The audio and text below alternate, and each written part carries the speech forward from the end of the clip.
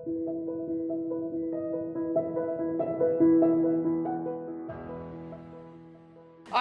Hilary Noon. I'm a Research and Innovation Culture Lead at UK Research and Innovation. So I've been asked to chair this session today on research careers and about really like the importance of research careers to R&I.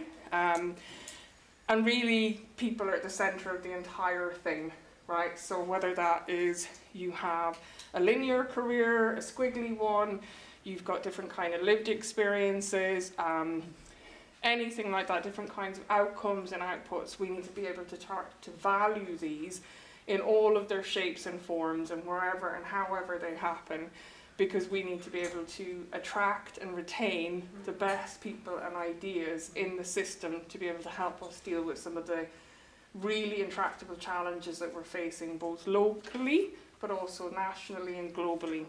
So we need to think about what we're doing, but the systems that we're creating, how they're affecting research careers, but also the values and behaviours that we're also cultivating and rewarding as well as part of that. So I'm really looking forward to a lot of our presentations here today. So first off, I'm going to hand over to Dr. Olivia O'Leary, who is a research manager at CARDEA at University College Cork. As Hilary mentioned, my name is Olivia O'Leary and I am working on the CARDEA project. And I'm not sure if any of you are familiar with the project, so I'm just going to give you a bit of an oversight of the project. What is CARDEA? Who are we? So CARDEA is the ancient Roman goddess of the hinge. And the idea behind the name is that research managers open research doors. So what it stands for: career acknowledgement for research managers delivering for the European area. And that's a really significant point, because without research managers, it would be very difficult to deliver in terms of impact. They are key architects in the research ecosystem.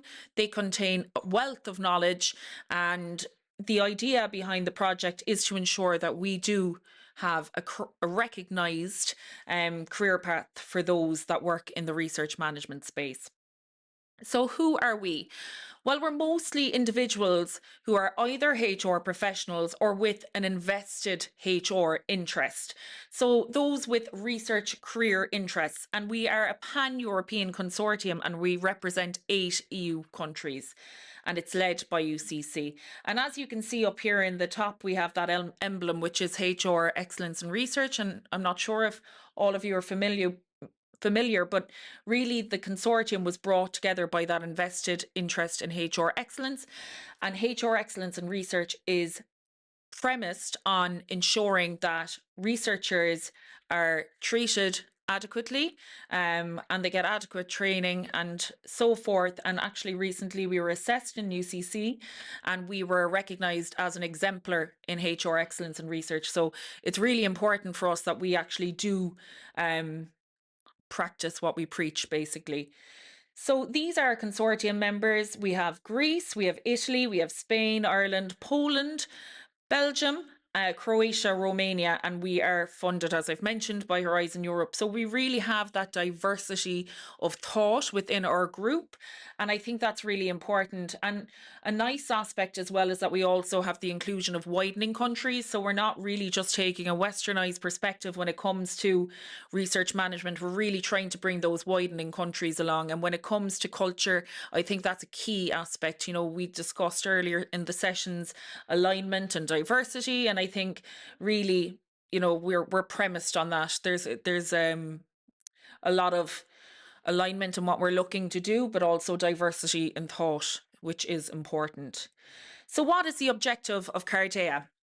Professionalisation of research management as a valued career choice.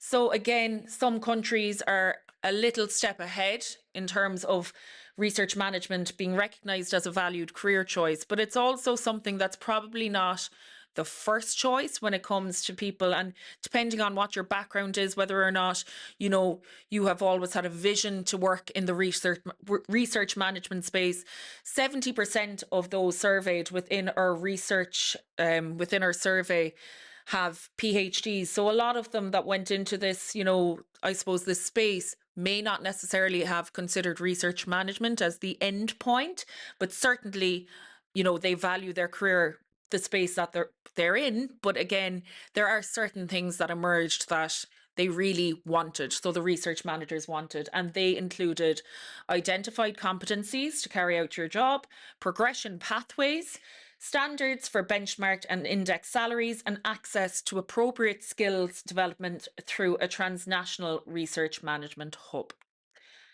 So again, what do the research managers within our survey want? Career visibility, a competency framework inclusive of training, a promotional framework, and the definition of the role of a research manager, which is really key to understand, you know, to give that identity piece to research managers.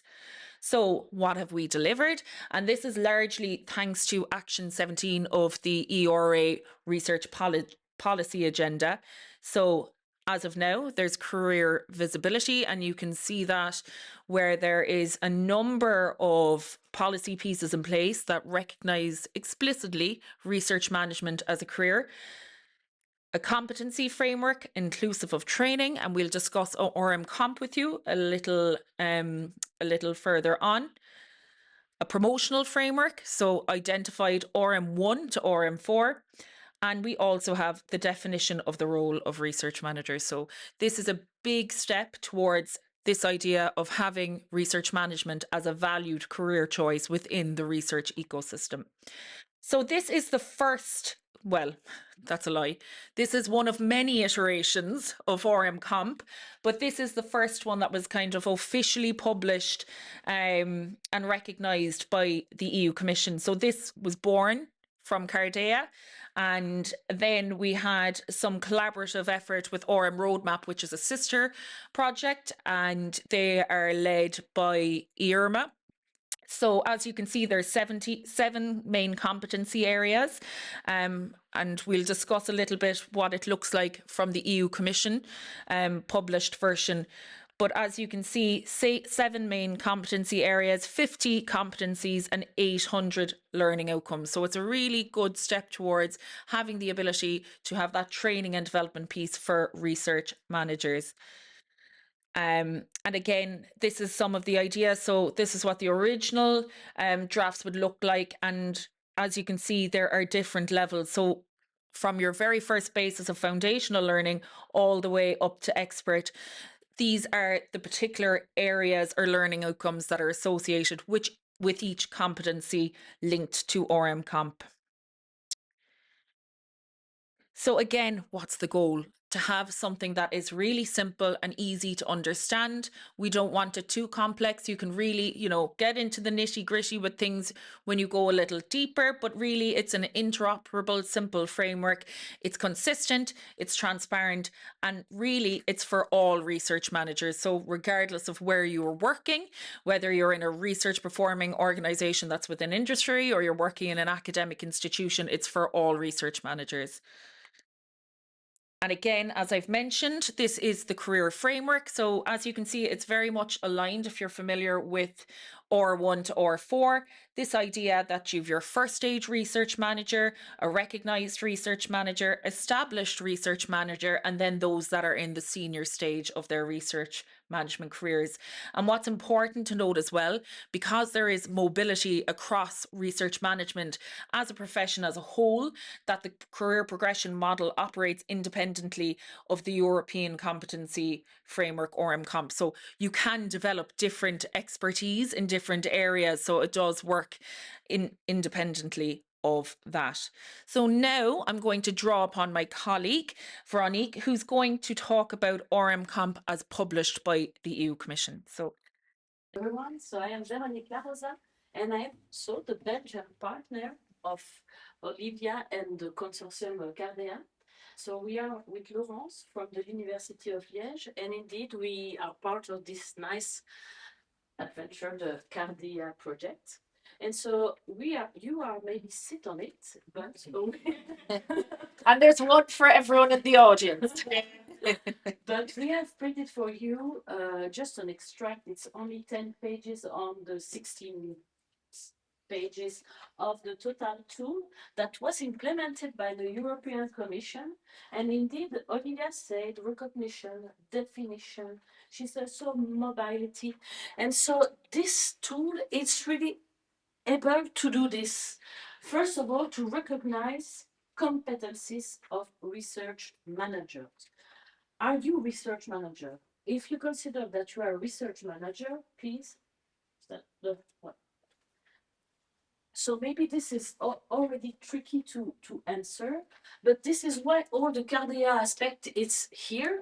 And here it's about competencies and role and associated competencies. For the first time, this is a proposition of definition of competencies. And also associated to this tool, you have like a level of acquisition of competencies. And so this can be used by you, your team, to be appropriated in every reality that you have, and maybe be useful to define what is the required competency for one aspect. For example, the first is creativity. Foster innovative approaches and solutions to aid problem solving, designing methodology and or procedure which encourage dynamic research environment. So this is a definition. If you imagine that you have this competency in your team, you can define it like this. And after, obviously, set up an evolution in this aspect. Maybe also encouraging training. And for this, CARDEA has also an answer. It's about, so you will have really this, I just want to say that everything is on the European Commission website, and you can find it here. And also, if you want to know more about this tool, we will have a webinar that it will be the 6th of June, and that you are encouraged to register in a few, it will be online on the 6th of June. And so finally, associated to this tool, we have the training module associated to each competencies, and this is the CARDEA Academy, and it's free. You can register, log in. Once you have login, you can have access to a panel of things, a toolkit, a module of training. We have 17 modules. We have also a nice one about intelligence, artificial intelligence, and the cherry on the cake, it's about the free micro certification that you will receive if you have done all the module by award by the partner, also the Italian partner, Macerata University. So this is really something that maybe Olivia, you want to comment. So again, look, just to skip back, all this info, that's not skipping back. So all the information, my apologies. Just to note, the information is here, and I can share these slides with you later, but it really shows you at the moment within CARDEA, we're actually working on an implementation plan. So while there's some information about how to use it at the moment, who it's for, so obviously it's for research managers, it's for institutions, but it's also for research funding bodies, because it's our hope that research managers will fit seamlessly into research funding proposals, that you will in fact have a role which will be identified and paid adequately. So just to say who it's for, then there are ways in which you can use ORMComp. So we have designed self-assessment tools, professional development toolkits, and also the fact that you can use it in your daily application. So you can identify what specific competency areas you may need to improve. But as well as that, within the implementation plan that we're working at the moment, we're actually looking at ways that you can seamlessly use it for job specifications. So for example, you might have people or needs within your organization. So along with the self-assessment, we also have training needs analysis toolkits, and that's individual and also organizational. But we are giving basically a how to create a job spec with Comp, because I think that's really important for any organization to be able to identify, but it's also a way as well to identify the training. So again, these toolkits are available on the hub, but also I'll share these slides and you can actually get them. They're embedded within the slides as well. So here you go. Again, you know, it kind of says what it is on the tin. You can understand there's also a mentoring workbook, which is really useful, particularly for someone that's maybe a recognized research manager, to enable those that are maybe RM1. So again, this is the training, as we've mentioned. It's free micro-credential training. Who doesn't like free things? Which is also very important. But the training is focused on those at the foundational level, so your RM1. So it's really giving the basic knowledge. So really, if you know anybody that's interested in research management, anyone that's doing a PhD, a postdoc that wants to learn about research management, then this training is really useful. It's also useful for you, you know, if you're, And maybe if you do not have all the competencies because you are maybe a grant officer, but maybe you want to know more about creativity or strategic planning, or I don't know what, but this is also interesting for a general aspect of competencies. And so really this foundational level of model training are really interesting at any aspect, let's say, of a research management job. and we all actually did the training ourselves, so we all have micro credential now, and I learned a lot. I'll just have you know, so you know, practice what you preach. Yeah, so my badge isn't up there, but I have one, so I can prove it. So again, just in terms of the recorded lessons, it's without a live audience. You can do it at your own time. A lot of you have a lot of training as it is, so you know it's split into a way that makes it digestible, that it's not now there's 17 modules. It might be lengthy, but it's worth it. But you can go at your own pace, which is key. And just to say what's next for CARDEA, so at the moment we have a draft charter for research managers, so you might be familiar with the charter for researchers. So we're hoping to implement this within institutions, and I think once that happens, if it's put up against, for example, HR excellence in research, then it really, organizations really need to implement these best practices. So that is a big step. Also, we're working on research manager mobility, which doesn't always look like researcher mobility, which is an important caveat to make. Research managers are very busy individuals, so to bear that in mind. We're also looking at EDI and capacity building. So, you know, if any of you have any interest or input you'd like to give, we'd be more than happy to discuss those with you. Just to finish up, because I know we're probably on time,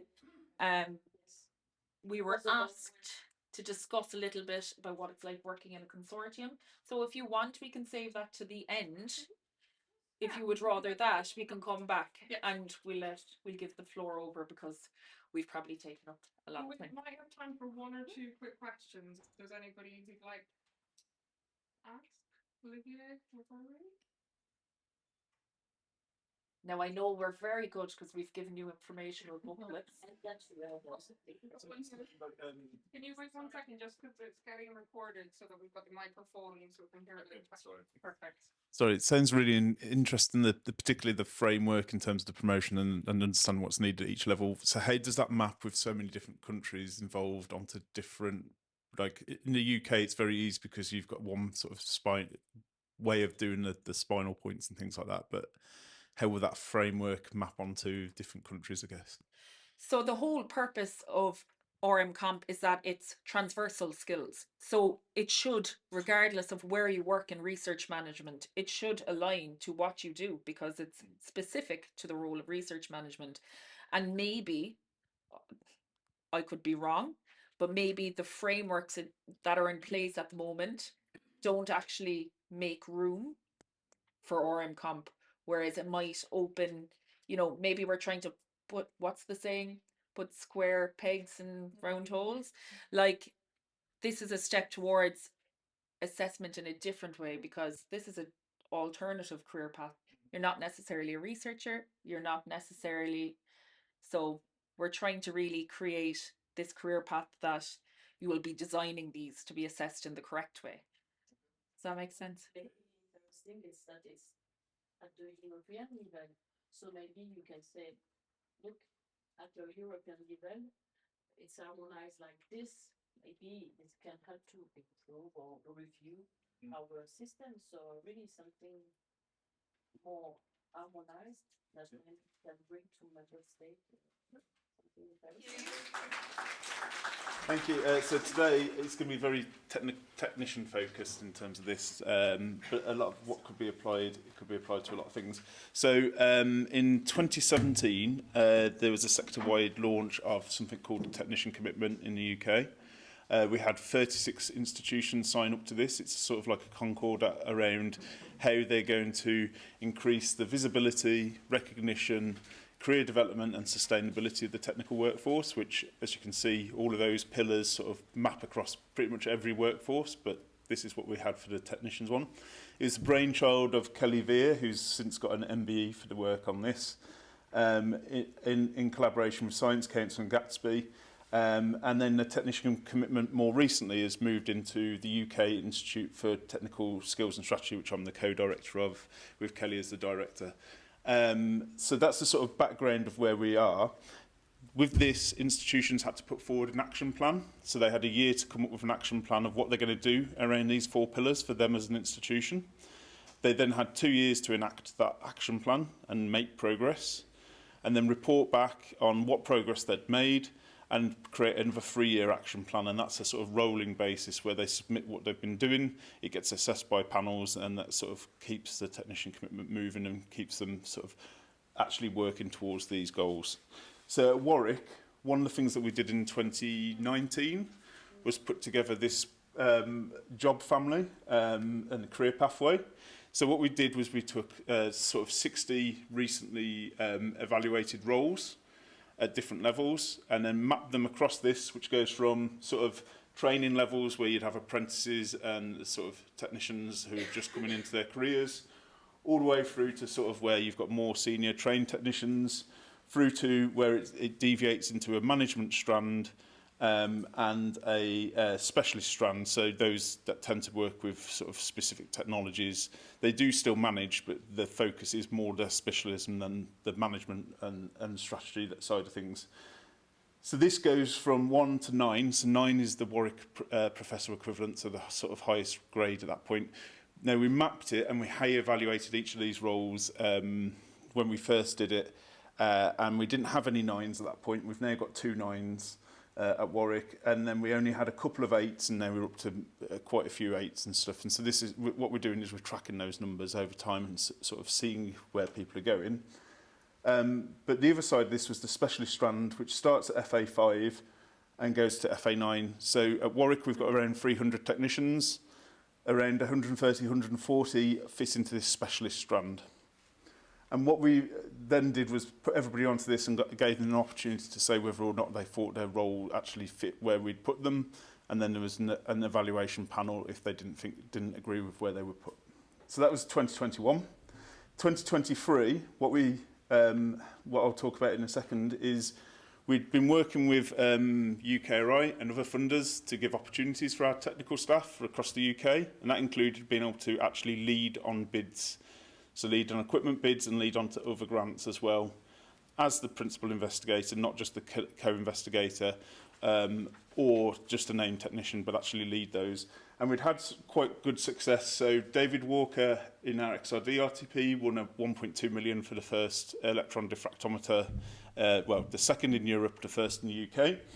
And then we have various technicians across other departments as well, who actually won money from other councils as the PI. So with all this good work, the publications our technicians were doing, the way that they were leading work with industry, some of them starting to become PhD supervisors for industry, we needed to put something into place so that when they reached the top of their grade, they weren't just stuck in that career forever at the same grade, and then had the people that were working with them stuck in that sort of level as well. So what we came up with was the technical specialist promotional pathway. So this was an opportunity for our technical specialists to be promoted on individual merit in the same way that the academics would be, rather than by role evaluation or the need for a business case for that role to be re-evaluated. What I have is a web page with all of the information that I've got here. It's all publicly accessible because I'm hoping as many institutions as possible copy it. We were the second in the UK. Unfortunately, another Ian at Liverpool put in place there, so I wasn't even the first Ian, so 6 months too late. But they've got their RTP pathway, so theirs is a little bit different in terms of how it works, but you'll be able to find that information online as well in terms of theirs. So why did we do it? So Kelly and I worked on something called the Talent Commission in 2022 with a team from the talent team that we had funded by Research England. This gave 16 recommendations to the sector around technical workforce for the future. Recommendation 9 of this was there needs to be some career pathways that are accessible to all technicians, and some things need to be trialled, such as the need for a pathway for those specialist technical professionals. It gives a way for people to be promoted on individual merit, like I said. It enables them to be sort of recognised across 4 different categories, which I'll go to in a second. But we do recognise that this won't actually work with all roles, and there's still the ability to be regraded and things on top of this. And what we're very keen to point out to our technical staff is this isn't a guaranteed promotion. This is for those that are going really above and beyond and not just doing a very good job of what they do on a day-to-day basis. So what we built this on was our academic framework. So what we've done is a similar sort of scoring system. We've made sure there's the parity there with that. But we've modified the criteria to make it more appropriate for those in these kinds of roles and added to those. And we have the scoring against 4 categories. So we've got technical research, teaching and training, impact, outreach and engagement, and collegiality, leadership and management. So these 2 are exactly the same titles as our academics. We've just added some extra criteria into it. And these are modified because we've added training, so it's not just about the pedagogy, it's about also the hands-on training and things like that, and the development of training in general. This is an example of the scoring matrix, and what I wanted to show you here is an example where, for example, FA7, which is our assistant professor equivalent, just to make it easy for people to imagine. There's a minimum score you need in each of these categories. But then there's an overall minimum threshold of 14. So you can see that these add up to 11. So they need to score 3 more points, but they can specialise those points. So if they do a lot of outreach activity, a lot of work with industry, they can score a couple more points in the impact and outreach and engagement. If they sit on a number of panels or manage a particularly large facility, they might score more in the collegiality and leadership. If they do some specialised training, they'll be able to score more there. So the idea is people can sort of work towards this and figure out where they want to go with their specialism.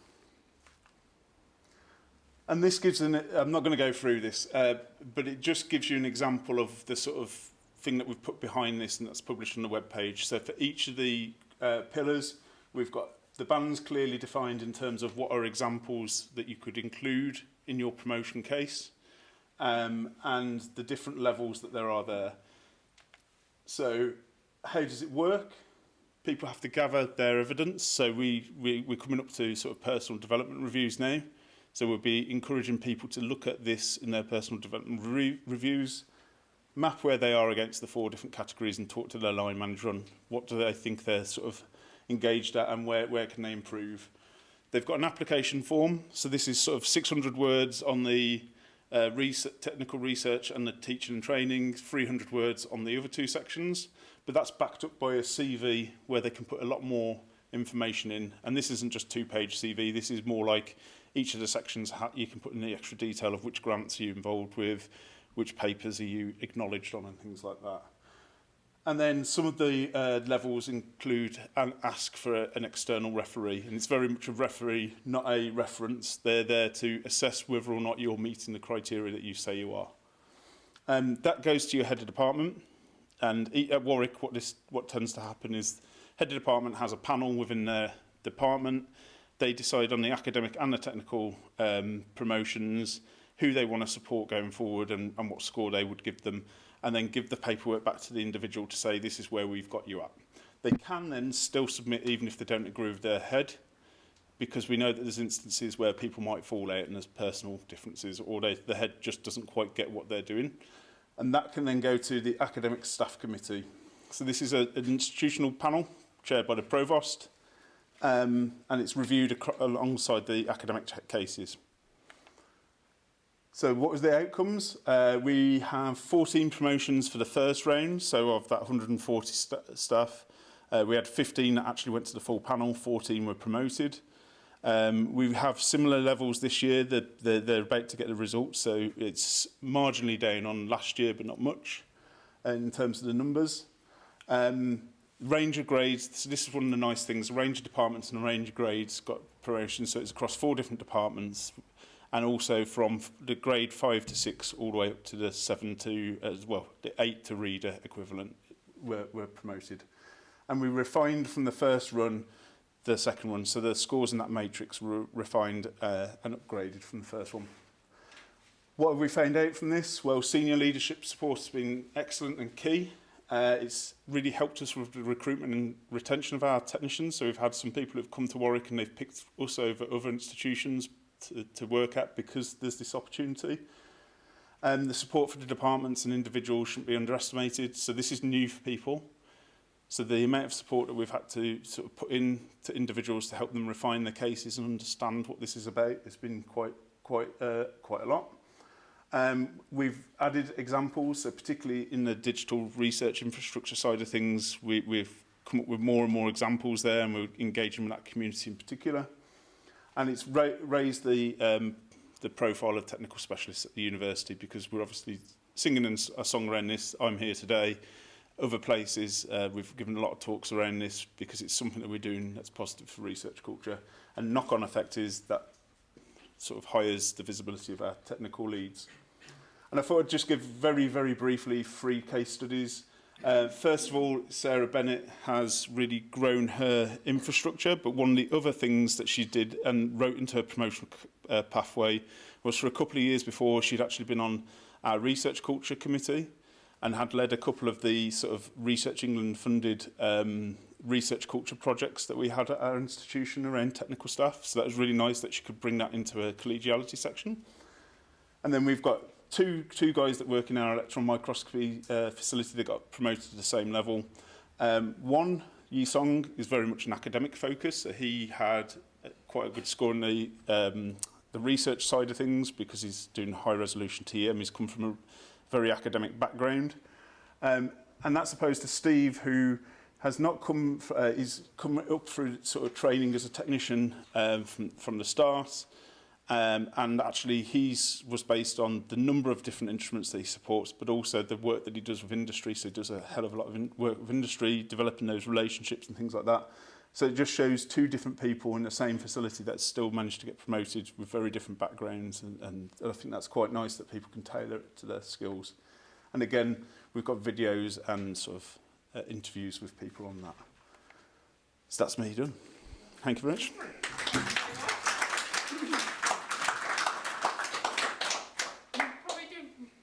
At the end when everyone's had a quick chat, but is there any quick ones, burning ones for Ian before we let him sit down? Yep. What's the thinking for? We'll just get the microphone first. I'm just wondering what's the thinking for expanding this out to other institutions and nationally and beyond? So as part of our UK ITSS, we've got a careers lab. So I work with Sarah Allen, who's the lead on that, as the co-lead for the project, and we're sort of regularly talking to a number of different institutions, and we've also got a career pathways action group where institutions, not just on this but on the retention of technicians, recruitment of technicians, all different kinds of aspects, are working on that sort of how can we make everything better for our technicians in terms of career pathways and making it something that we can basically give guides across the sector too. So, and then the other thing is regularly I'm getting questions from senior academics or senior staff at different institutions because they've seen this or they've been recommended it, and then I'm happy to talk to them. So I do sort of one-to-one Teams calls over a sort of an hour period. Thank you, everyone, and thanks for the opportunity to be here. So, hi, I'm going to talk to you today about the role of future leaders in research culture change, giving you a snapshot of what I do in my position as People, Culture and Environment Manager for the Future Leaders Fellows Development Network. So firstly, I should probably explain to anyone who doesn't know what is a Future Leaders Fellow. So this programme was originated in 2018 by UKRI as a mechanism to catalyse new forms of research and innovation. So it's the first UKRI-wide programme for research fellowships. So individual fellows are not wedded to one research council. They're often quite interdisciplinary. It's a very competitive grant process, and we now have over 600 fellows in rounds 1 to 8 of the programme, and round 9 are currently being recruited. I'll be observing panels for the rest of this week. So that's very exciting. They're large grants, usually around $1 million to $1.5 million, although these are increasing with the sort of cost of research implementation in a lot of institutions. And they're designed to be awarded to early career researchers and innovators who are kind of establishing themselves for the first time independently and starting their own teams. They're 4-year grants with a 3-year possible for renewal, and most of them do renew, and the reasons for not renewing tend to be that they've moved on to something more lucrative. There are little or no teaching requirements and very strict guidelines on their other commitments in order to deliver on these projects. From the outset, there was a very strong indicator from UKRI that this model and the programme they saw it as an opportunity for these leaders to be steering and influencing research culture in the environments that they're in. With that in mind, UKRI implemented a contract for the development network to support the career development of these FLFs, and it's our team that runs this programme. So we provide leadership development opportunities to all the FLFs. We have 8 industrial and higher education partners across the UK ecosystem. We have colleagues here at Queen's who are partners on the project, as well as the University of London, Leeds, Glasgow, Edinburgh, and other in industry as well. As I should have mentioned, the FLFs themselves are not just based in higher education institutions. About 10% of the cohort are based in industrial partnerships, companies, small and medium enterprises as well. So we have quite a flavour of approaches and different partners that are involved. We have quite a large operating budget of around £8 million until January 2029, and our entire programme is very bespoke and designed to be tailored with the needs of the FLFs in mind. And we also have what we call as a sort of responsive programme when we understand new and emerging needs in the research environment that the FLF should be aware of. This is kind of a general overview of the different strands that we deliver. So we have our training and development strand that has in-person leadership development workshops and retreats, a number of resources such as toolkits, which I'm actually going to pay most attention to today because these are open access. We provide one-to-one professional coaching and personal career development, as well as 360 feedback for the FLFs to understand sort of their approaches to management. We do a lot around community and cohort experience. This is kind of achieved through our mentoring program, which has various strands, peer support, as well as expert mentoring on different topics. Fellow-led coffee mornings, these tend to be themed around particular topics that are emerging of their interest. And we also have an internal funding scheme called Plus Funds with 2 other strands as well that I will pick up on in the rest of the presentation too. And then finally, our research and innovation environment strand, where we can provide opportunities to specialist knowledge exchange and innovation and policy engagement managers, sessions with UKRI to get them sort of under the hood and understanding how the research environment is really working. Access to research exchange days. We recently held an event at Jaguar Land Rover, which is one of our fellow hosts. And previously we've had opportunities with IBM as well. And so they get these research insights into other organisations. And then we also have an in-person retreat called our Crucible, which are opportunities for the fellows to come together and catalyse new interdisciplinary projects that have access to Pump Prime funding that we support them with to start sort of pilot information around those ideas. So my role particularly is something that has evolved as our contract has developed. So originally my role was EDI manager, and this came out of a need for understanding that we needed to embed inclusive practices in everything that we do and deliver to the fellows. But since December last year, we kind of restructured, and my management role over the time that I've been involved since 2022 has taken on a lot more responsibilities related to research culture. I do one-to-one support with fellows in a sort of mentoring and coaching sense when they're faced with challenges around research culture in their environments.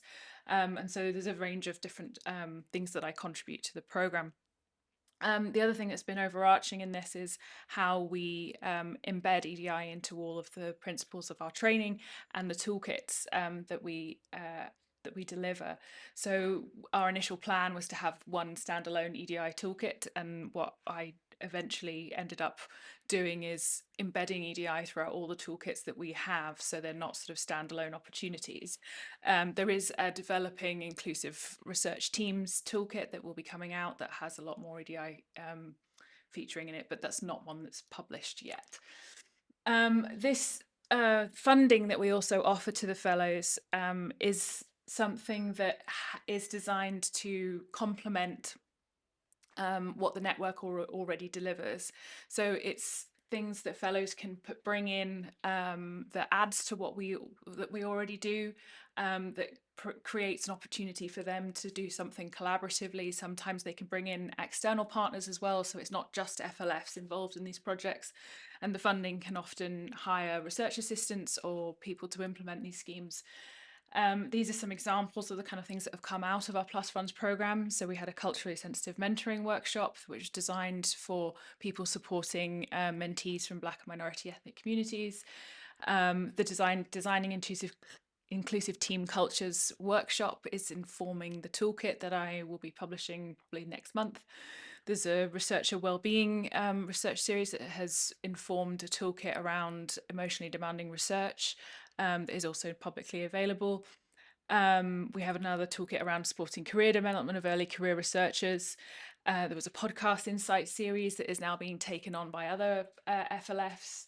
And these two at the bottom are sort of ongoing, and we're waiting on publications of around understanding the experiences of FLF careers and the kind of pressure of being told that you are a future leader, and what does that look like and how does that affect your research career.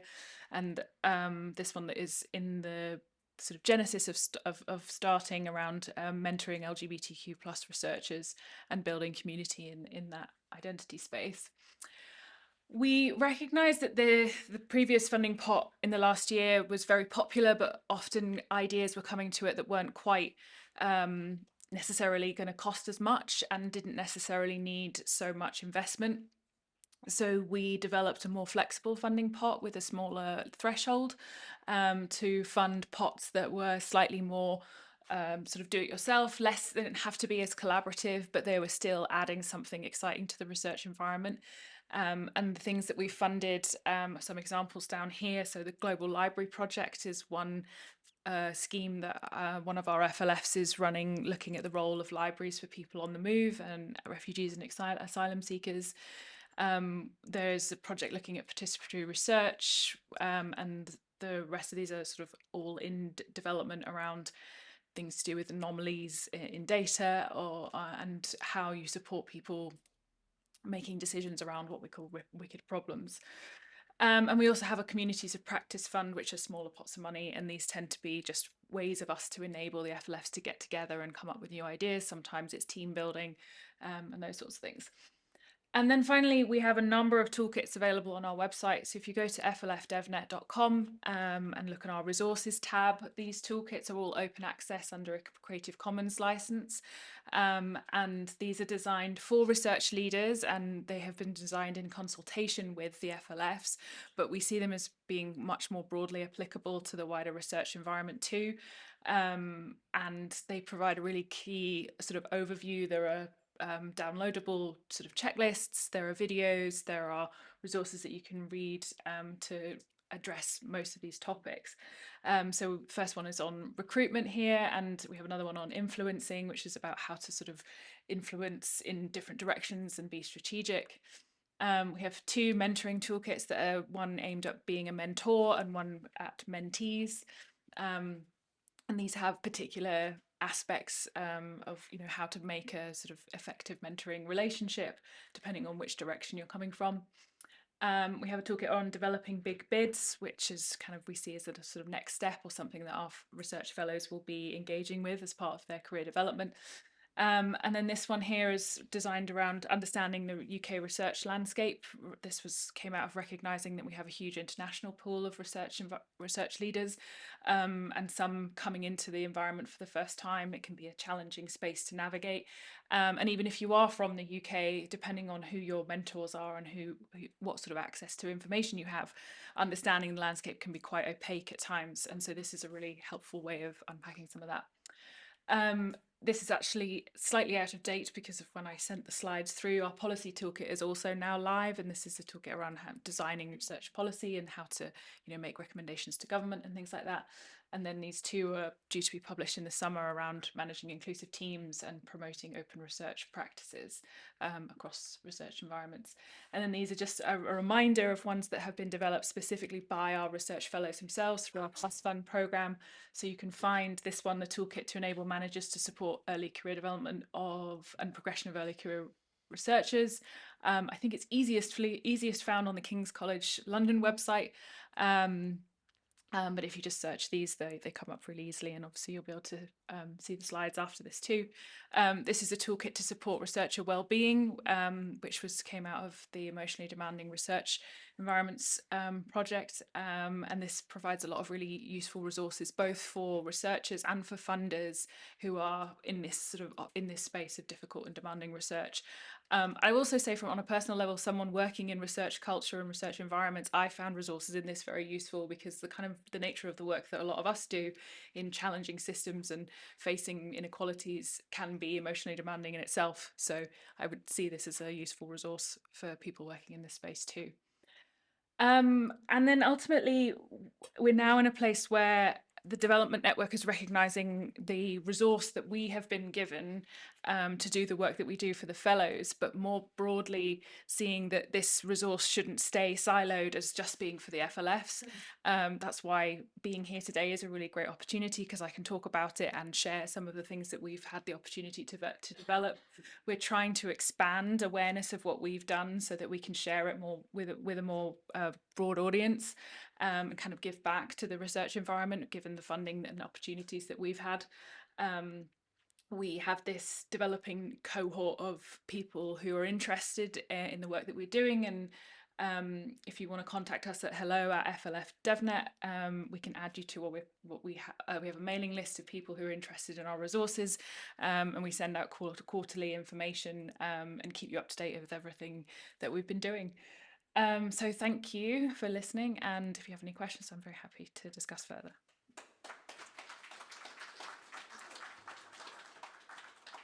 Awesome, thank you so much. That makes make sure I can use the clicker as well. It's always a good start.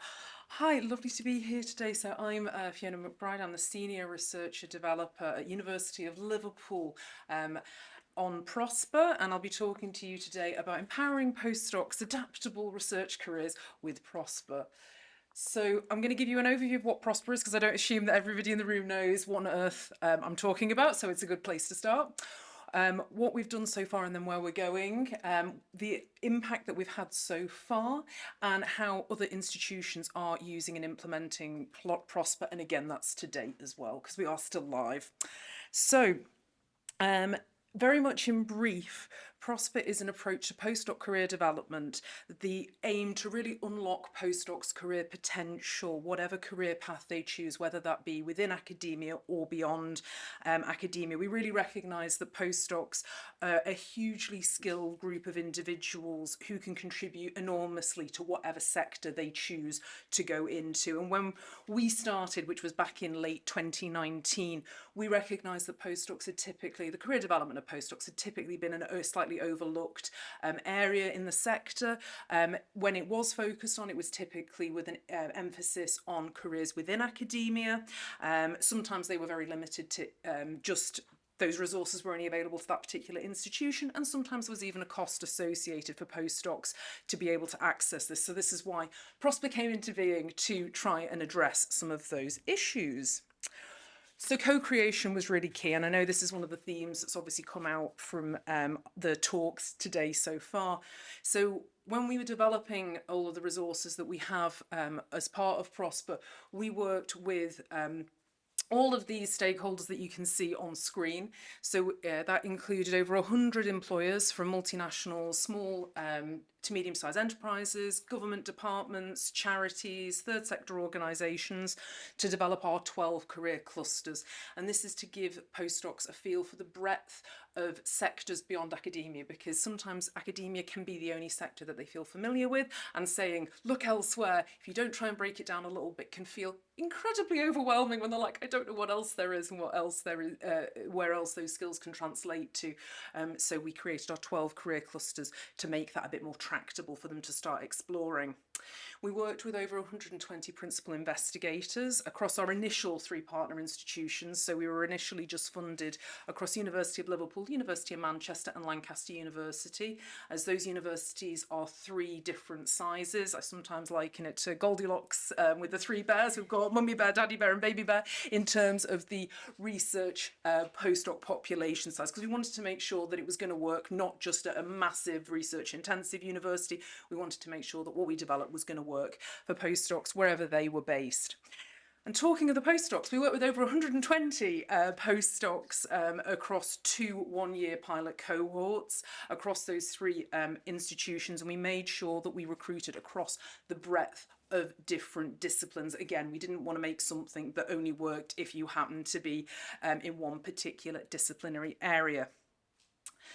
So, what on earth did we come up with after we did all our work? So I've just got on screen a very brief overview of, actually it's our career navigator for postdocs, and this is what we created as our model for postdocs. So it breaks down into 3 main areas on our website of reflect, explore and act. So reflect is the first section that we potentially suggest that postdocs might want to start at, but we do appreciate that everybody's journey in their career development is unique, and that might not work for all as a starting point, but that's really to get them to think about what it is that the skills they have, what they value using, and where they'd like those skills to take them, because often they don't think about, take that pause to think about what they'd like to do next.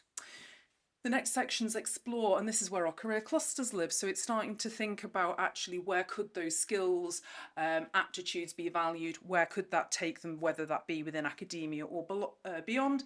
And finally, the last section is act, and that's really bringing together everything they've learned about themselves, what they value, what they'd like to do going forward, and take the next step actively. So whether that be to apply for a different role, or to take the next step in their career development journey. So for example, if there's extra training or development they wish to do. We do want to stress that we don't want postdocs to think of their journey as linear, even though I am presenting it as a linear one. We did find that sometimes if we didn't present a linear pathway to go through, again, postdocs could feel a little overwhelmed as not knowing where to start. But this is really flexible for them to use. They can log in and start at any point. You don't have to start from point 1 and work your way through to point 9. You can start wherever you like. So we didn't just create resources for postdocs themselves, we created resources for managers of researchers. So when we worked with those managers of researchers, initially we held focus groups, and we found a common theme with the managers of researchers is you just do what was done to you, a little like parenting is how they described it. So we wanted to help them help and empower their postdocs, but without, we don't, any expectation on them becoming career experts. It's more them providing that positive environment to support their postdocs to explore their career, their next career step or their next career trajectory. As part of that, we've got the PROSPER PI network.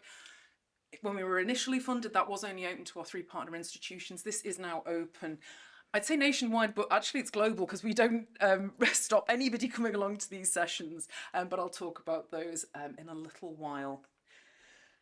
We also have resources for institutions. So this is dedicated to staff that work within higher education institutions typically, but obviously wherever postdocs are employed. And the people that are responsible for that career development of their postdocs. We did try and find if there was one unique job title for people that do that, and there isn't, so hence why we called it the institution section.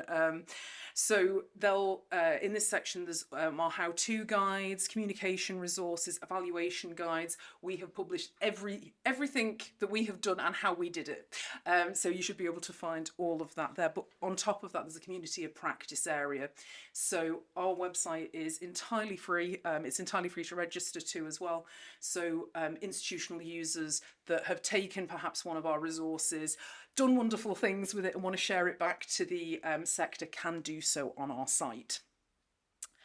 So that's where we're up to. That's our history, if you like. So where we're up to now. Rollout is where we're up to now. So our original funding was Research England Development Fund, and that finished back in summer 2023. UKRI very kindly then gave us some follow-on funding to accelerate our rollout across the sector, which is what we're currently doing. So the three main aims of that funding are to raise sectoral awareness around Prosper. So hello, guess why I'm here. The next aim is around that developing our community of practice and making sure that people who are using Prosper are sharing that knowledge back, because again we want to make sure that people aren't working in silos, because there are great ideas and we want to be able to just help showcase that and help that sharing happen. And thirdly is the creation and establishment of a reciprocation framework to maintain Prosper's impact going forward, and I will touch on that in a little moment. So just as a quick overview of what we've achieved since September 23 when our UKRI funding started.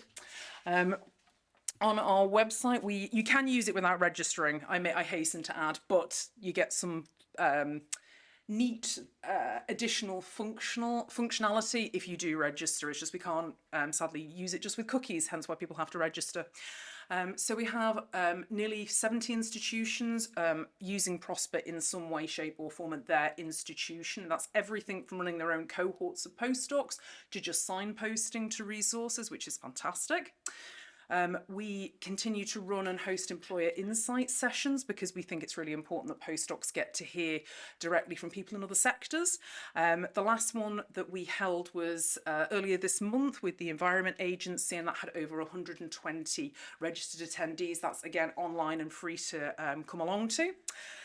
We've also broadened out the reach of the PI network, as I mentioned earlier, by opening up to the whole of the UK. But as I said, we don't limit who comes along to that. And we also don't always lead. So University of Liverpool doesn't always lead the sessions. We invite any partner who'd like to run a session on a topic that would be of interest to the PI network, specifically around that postdoc career development, to come along and pitch a session.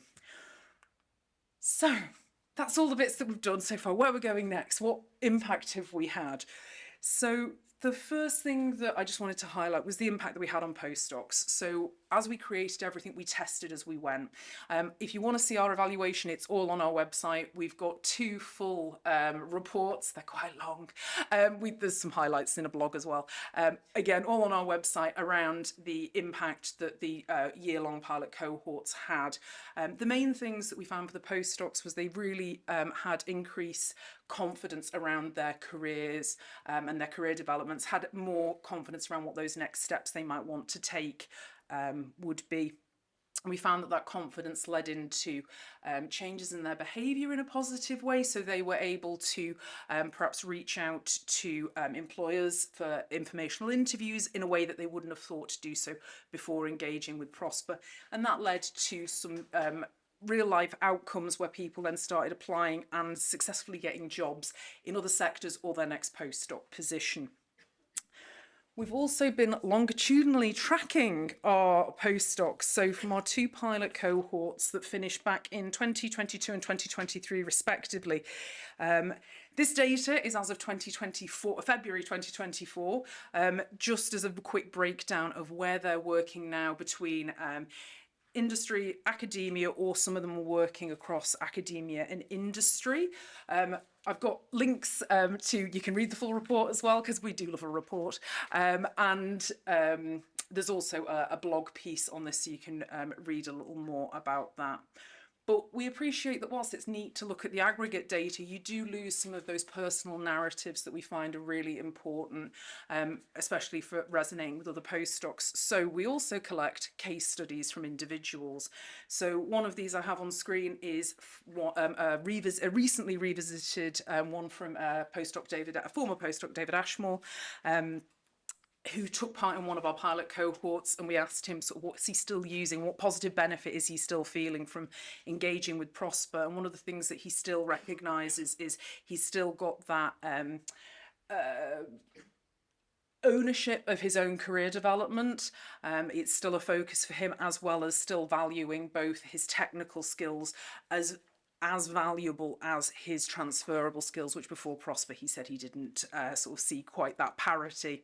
We've also got some recent case study from Devon Crouch, who was from our 2024 cohort, our first University of Liverpool Business as Usual cohort, and he's still finding that holistic nature of the approach to career development that Prosper has really beneficial, and he's still thinking about the sunk cost fallacy. That was a session I delivered, and I do feel slightly guilty that I'm sort of living in his brain for free, but it's nice that that message really stuck with him.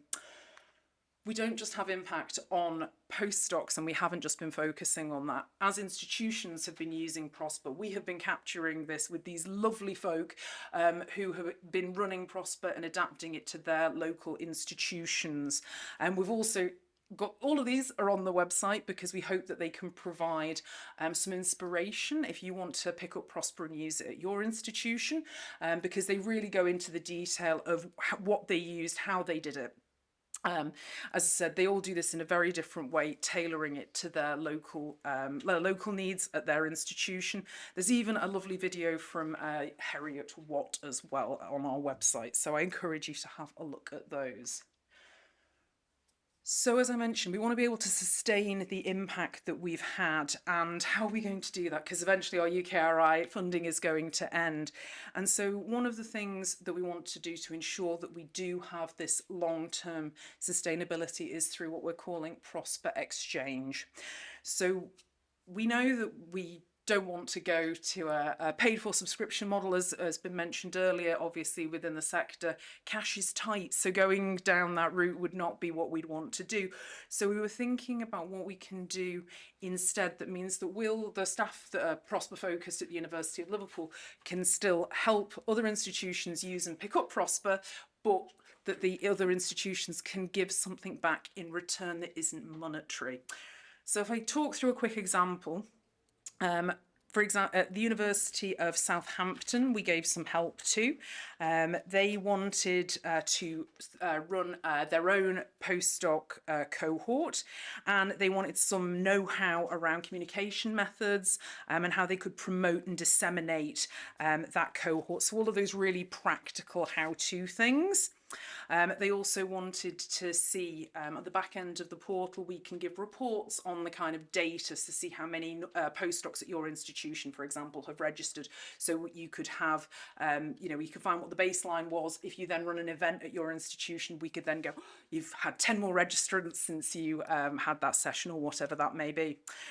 And in return, Curie Scott, who's the researcher developer at Southampton, ran a PI network session for us. That was back in November 2024. It's on the website. You can view that. And that was called Welcome to the Panic Room, Managing Challenging Scenarios. Very much did what it said on the tin. So we were able to give her some helpful know-how, and in return, she was able to run a really great session for us that's open to the sector. And that's just one example of a way of working with us, but just to give a flavour of the sort of Prosper Exchange that we're going to be launching. Speaking of launching it, you can view all of that on, this is what our main website looks like, institutions section and Prosper Exchange. You can read all about that and more examples beyond just the one that I've mentioned from the University of Southampton. But we also have an event, online and free, on the 26th of June, so 20 days after your own event that you mentioned, And this is where we're actually going to be launching the pilot of the Prosper Exchange. So that how we're going to, you know, make it as easy as possible for people who want to use Prosper and need a little bit of help from us. We want to make that process as painless as possible and as useful for the sector as possible. So it's only a pilot currently because we want to take on feedback. So the more of you that can come along and input, the merrier. We would be delighted to have as many of you as possible there. I will take a breath now and say thank you so much for listening, and happy to take any questions now. Yeah. Thank you. And so I want to make sure that if there's anyone got any questions in terms of like helping take the learning back to organisation, or if there's something that you can help them with in order to spread the news and learning from their work.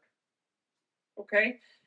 And to start off, I'm going to ask each one of the projects to actually ask for one thing from all the people in the room. What do you want them to do to help your project and your community?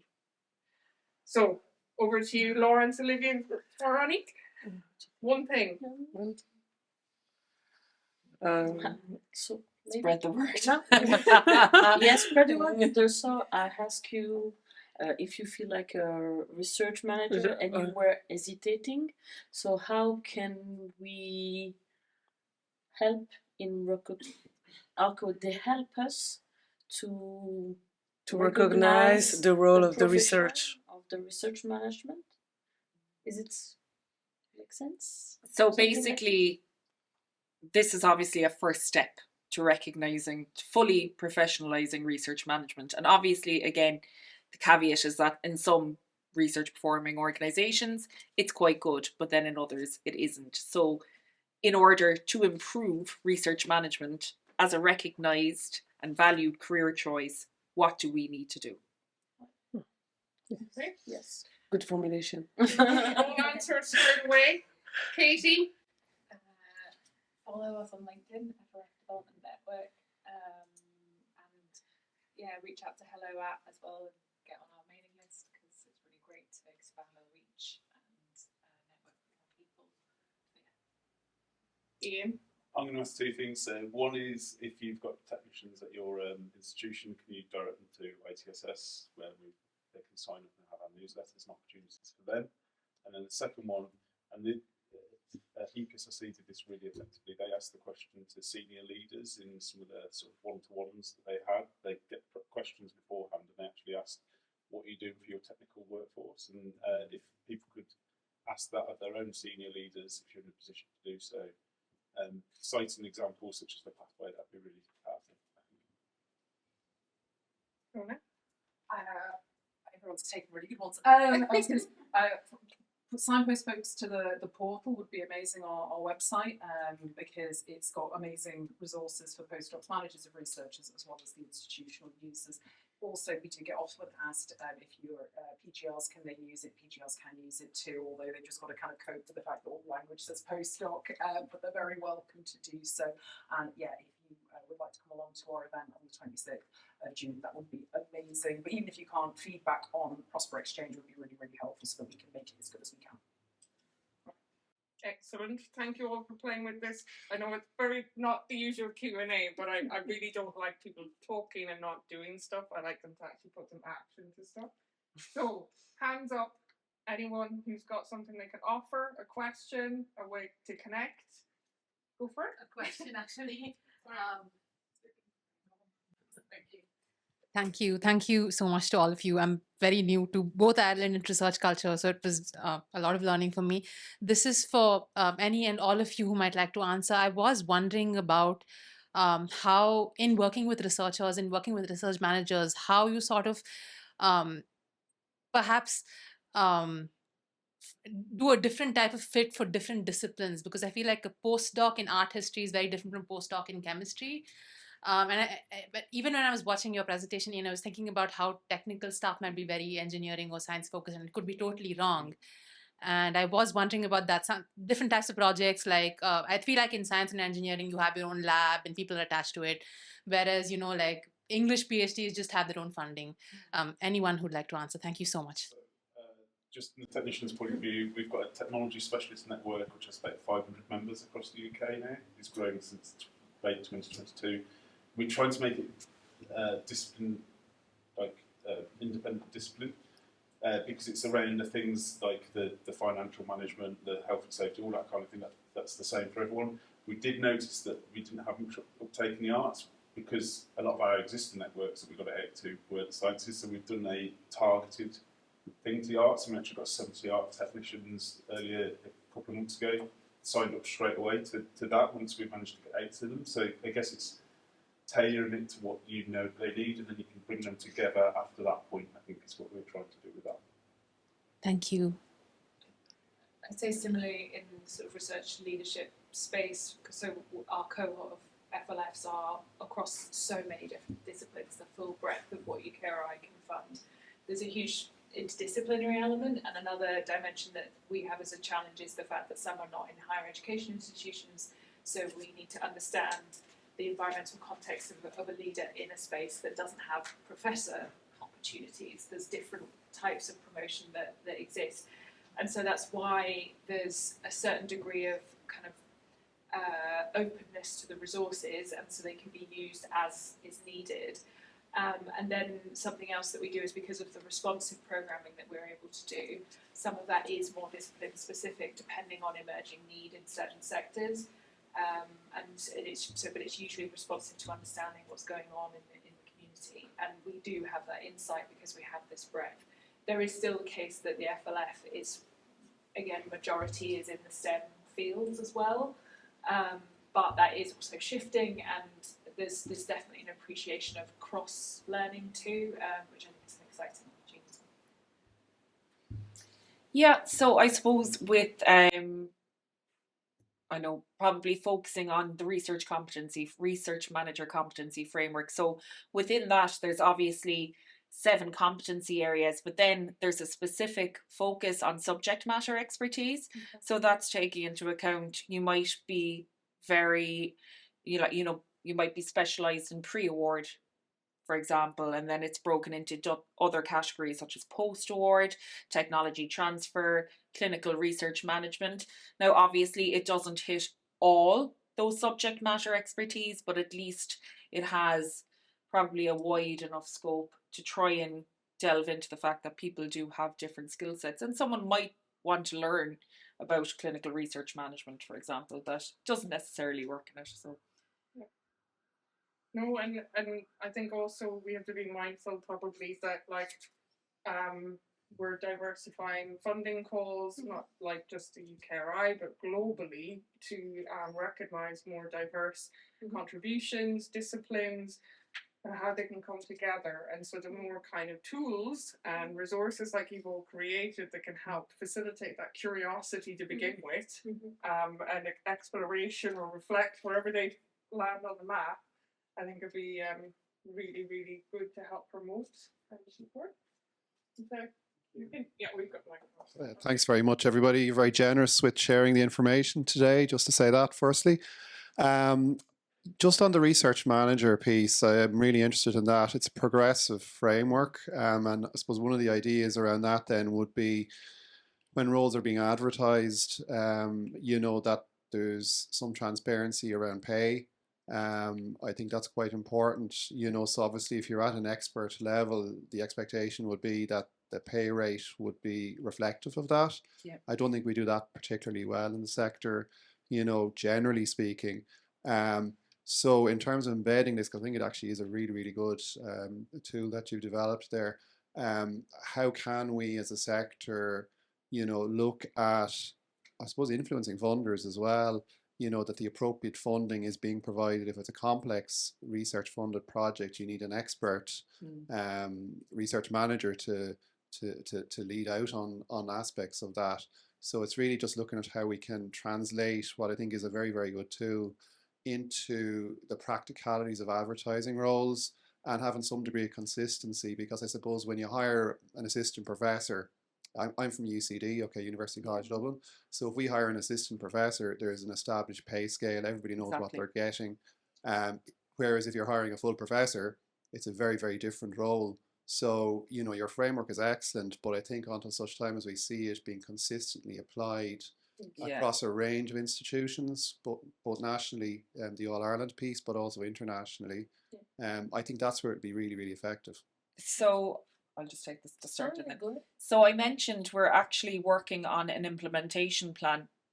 And in addition to that, we're also working on a mapping exercise. So mapping specific job titles, job roles to the career competency framework, which is RM1 to RM4, but also mapping existing salaries. So we've looked at trying to index in a way, and I suppose the stumbling block is trying to suggest salaries. So if you take into account, we have it broken into, we'll say Ireland is a specific way. It's cut across from industry salaries and also academic institution salaries, but also we're looking at different ways. So you've Western Europe, which might be a bit more progressive, but you take into account some of the widening countries where the salaries are much lower. So to try and level that, you have to take into account the cost of living index. There's specific things, but it's a first step. So we are mapping and suggesting that maybe research support officer might be considered RM1 and salary would be aligned to, we say, between 40 to 55, depending. So it is a first step, but when the money starts to appear, that's where you hit the roadblock. So the first step in terms of the implementation is job titles and role responsibilities, and then maybe slowly we can incrementally introduce the salaries. And if I can say something from a Belgian point of view, your question, it's about a long journey, really long. And so personally in my institution, we have to start from the basis, the recognition of a profession.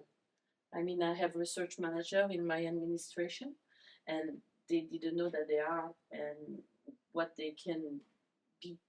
Yeah. And so this is to keep in mind, and I have it in mind about first qualification, recognition, and after, it's true, to align with the salary, because sometimes it's unequal, because what Olivia underlined is that we have already done a survey, and we have noticed that the majority of research managers that we surveyed are highly qualified people with a PhD, multi-language, an experience as a researcher, as myself, for example, and that they cannot do their job, their actual job, without this background.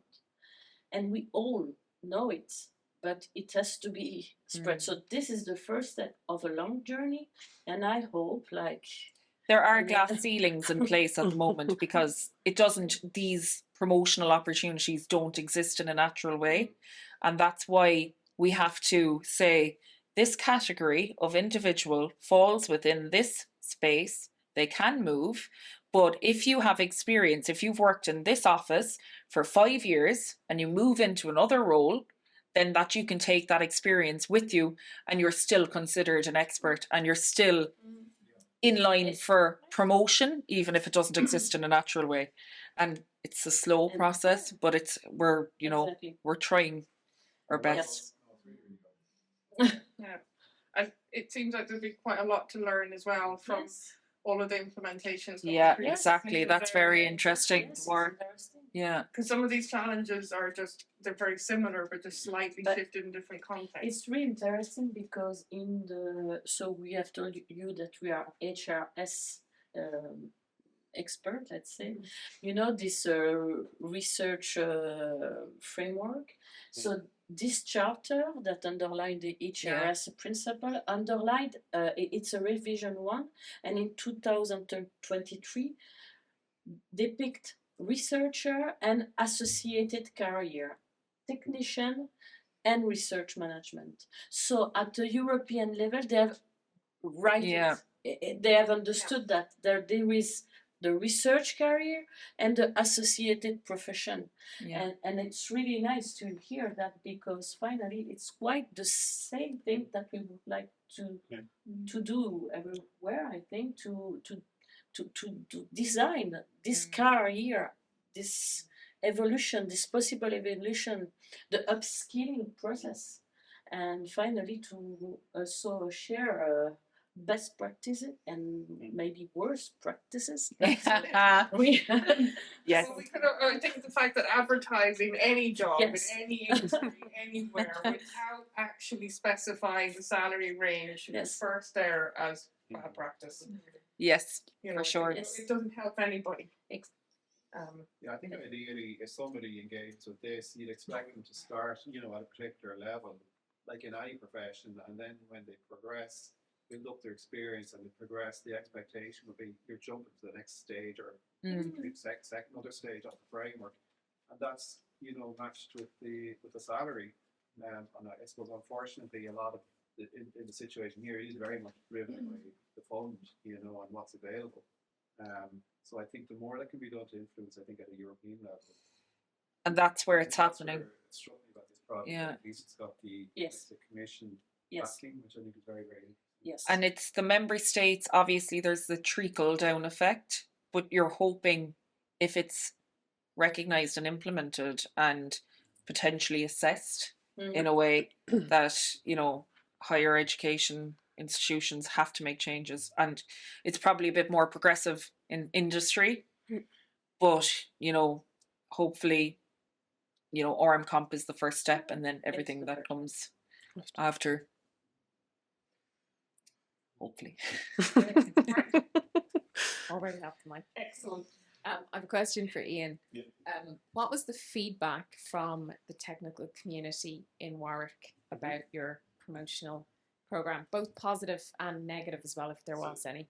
So obviously, there was a lot of positive in terms of it gave opportunities for people who were in a position to already start to apply, and I think a lot of people saw that they, even if they got knocked back the first time or they realised they weren't quite ready, that they've got something to extend themselves for and a reason to do that, and that they know they won't have the sort of what they call a dead man's shoes, where you've got somebody above you and you'll never reach the same or above level, whereas you can now.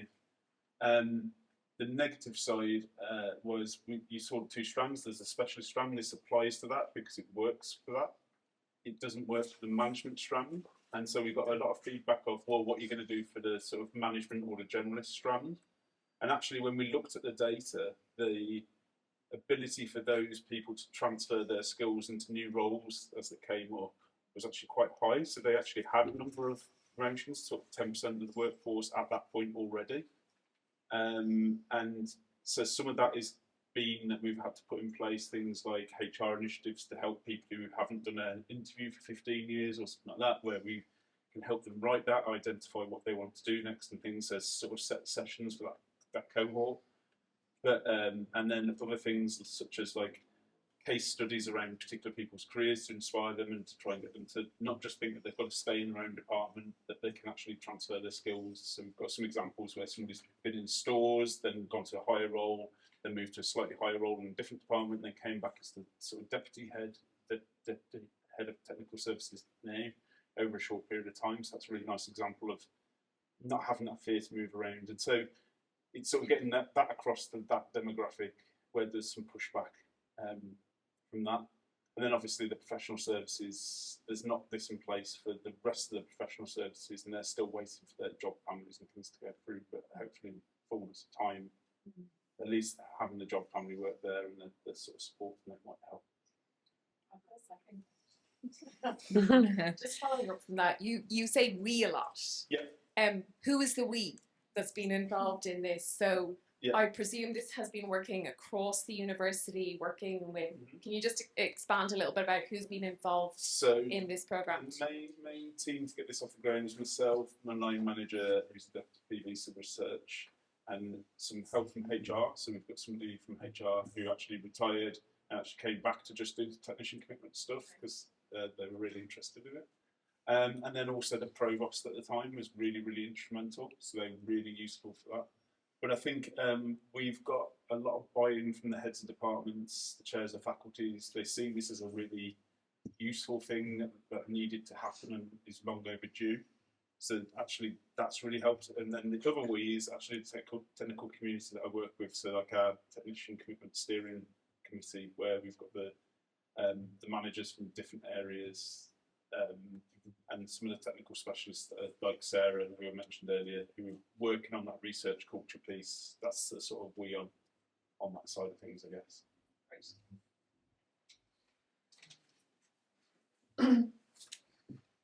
Hi everyone, my name is Gerard. I was previously at Welcome and just joined MTU. My question's for Katie. I hear a lot of discussion around sort of research excellence sort of being named and not sort of defined. And I know we're early in talking about research culture, but with your participation in Future Leaders, you know, what are the conversations around the integration of research culture to actually help define excellence rather than being two separate strands through a researcher's life, I suppose? What do you think needs to sort of happen in the ecosystem to shift that down? So, that's a great question, huge question. That's fine. I think so. The way I've seen this work with the FLF at least, is from the outset, the expectation of these future leaders is that they have thought or are thinking about how they embed or how research culture plays a role in what they might be doing as a research leader. And that can look like different things depending on who they are and what position they're in. Some of them, so it's a question in the interview. It's sort of the expectation is set from that point. And there's also expectation setting around how they will interact with us as an opportunity to develop themselves as leaders and develop their teams. So there's definitely almost a steer in sort of the tone that is expected from people with these fellowships to be thinking and doing work in this space. What that looks like will vary. And you know, we've seen FLFs get together they wrote a collective statement around research culture that was put to Ottilie and Liza, CEO of UKRI, and there was real opportunity for them to be heard around precarity. I think that was the particular thing that came about with that initiative. And then smaller scale things have started happening around particular issue areas. So one thing I didn't mention, because it's still in development, is around the impact of caring responsibilities on research careers. And that's something that the FLF cohort really care about, because it was an opportunity to do your FLF part-time, which is not that common in fellowship programs. And so that's seen greater opportunities for people with different types of responsibilities. But also there's still been challenges because the same structures exist in institutions. And so they've really shone a light on some of these issues, I think. I think also there's been, I suppose it's probably more anecdotal at this stage, but we are doing evaluations well around these things, about the attitudes of FLFs towards what they think of as being excellent. And I think that the ingredient that is being recognised as important there is that element of collegiality and supporting others, and not just, you know, individual stardom and excellence in that sort of lone genius kind of fashion that has been historically what was rewarded. And that's because UKRI kind of set this tone that these fellows can't just be these individual people doing something brilliant on their own. They have to be developing a team, they have to be involved in their discipline areas, culture, they have to be doing things in lots of other spaces. So this kind of almost back and forth, which I think has been nice. But how that then gets recognised and goes beyond is more of a challenge, I suppose. I love the fact that excellence always comes up, and it's the one that no one ever can agree on the definition. We've got time for one more quick question, very, very quickly. You'll be happy. It's not even a question, it's a comment. Although each of your offerings have a primary audience, I think that each of your offerings has a lot to offer all of the audience. And I support technical staff in Queen's, and I can see something that I would be interested in trying to join up our approaches so much better by using something from each of those offerings. So I think that it's not that what you have will be a standalone thing, but that there's so much, and the toolkits and people being able to dip into those different subjects and the different areas of interest, I think is amazing. I think the total offering is just fantastic. So can I have a show of hands off the back of your question? How many of you are going to start to pick up all of Joe, Ian and Katie and Véronique and Olivia. and Laurence? What they said. Can I have a show of hands? Genuinely going to go back and promote it. We need their help, and you need their help as well, Yes. right? Yeah. So with that, you're allowed to run and have a cup of tea. Thank you. Thanks.